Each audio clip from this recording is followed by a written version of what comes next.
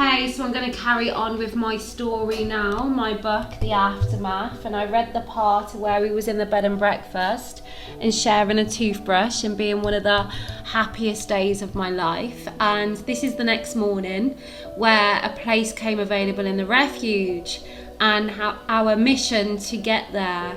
And yeah, I'm going to continue. Trigger warning, of course, because it's my story, it's my life, but the reality is there are so many also that live this life, and this is why I'm speaking out and openly in order to get conversations going, an understanding of the reality of the aftermath of abuse. And obviously financial abuse was a thing, and my mum had already spent the money on the bits of food and the one tough brush to share for all. And we had to get to the refuge with bits and bobs. My mum couldn't carry all. So me and my brother walked and she caught a bus. And it was my baton again to take care and get us there safe. Walking quickly, still linking lampposts one by one, my mum had gone now, out of sight, no longer a visual, a focal point. The baton again in hand, the task was mine, to get there quickly. Excitement slowly starting to creep in, a nervous energy, a stimulated mind, a buzz of fear, a hive of activity. Daring to dream, surely there will be no going back once we walk through that black door. My legs going as quick as they can, and no longer having to tell him to keep up. He was with me on this bid for freedom. We get to the bridge, it's in sight, wanting to pinch ourselves. We are free, that's it, we are out. Mom there waiting by the door to welcome us in. Looking back now, these moments of sadness from the outside looking in, that probably would have been the first moment of pure adulation we all shared. Sad that the others from the pack wasn't there to experience that. Sad that my mom never got to give them that ending to this nightmare, that hero moment of we are out kids, I've been brave for once, I can make you safe. My sister was okay living with her daughter but still facing the demons of that day and the abuse she had faced, the letdown, hurt and pain. No knives left out on the kitchen side, jumping at every sound through the night. She was facing nightmares by not one but two villains of her not so fairy tale dreams, and my brother incarcerated, a young man unable to open or close a door for himself, who wasn't able to be saved in this moment. The damage had showed itself in a visual of the decisions he made, his aftermath he now faced. For him it was too late, and in this very moment on this landing, he was unaware of the change my mom had finally made, oblivious that he no longer had to sit in that cell, fearing through the night and day of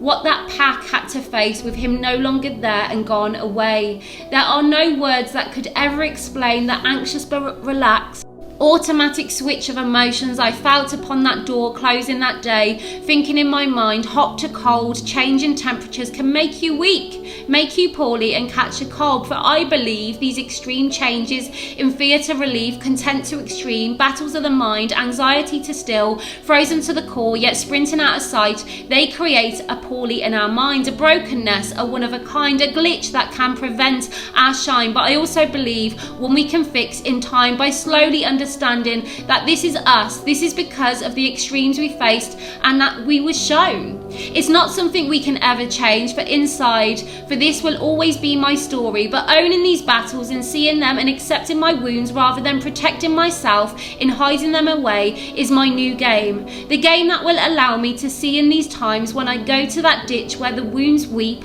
that I can tend them and say, I know you are hurting, I feel you, it's okay, you're scared but now you are safe, for I have battled my mind all this time and I deserve to finally shine. This was now our time to finally explore this giant new home, the banister that swooped around and round, floor after floor, kitchen and office, coat peg at the bottom beneath, that a basement with communal washing machine and dryer. It was creepy down there when I had to go it alone. I would have that same anxious fear, that one that crept in and I spent a lot of my time living in. Running back up the stairs, my legs moving as quick as they could, but slowly in my mind and time, fearing someone chasing me. I felt it buzzing in my spine, visuals of my ankles being grabbed and pulled back down behind me, running through my head, feeling disturbed and confused by what was happening in my mind.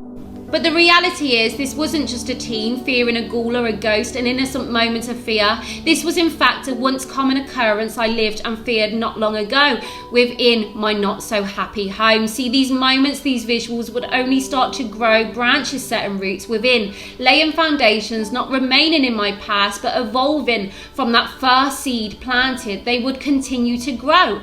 Like a giant oak tree in a forest, an evergreen, a thick blanket on top, lay beneath branches of fear and pain, breaking through at times in the most random moments and places, like simply going to get a top from a basement, but now a moment pulling me back to the exact feeling of fear, setting me back on those stairs in my home, filling me with shame, sadness, a letdown, plunging me and taking me to the edge of that ditch, this battle of my mind, good v bad, happy v sad. Any moment of fear from that day we left would become the ultimate trigger in whatever home I create, whatever place I find, even in my happy ever after, did not have the strength to blind me from the battles within my mind. I digress.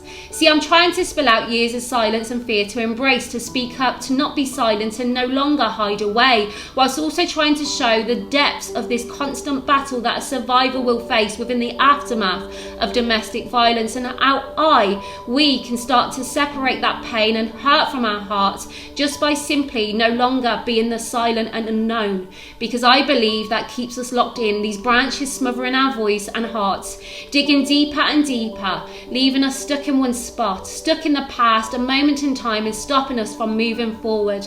I believe by sharing our trauma and speaking up out and loud helps us to take back control and no longer fear the unknown.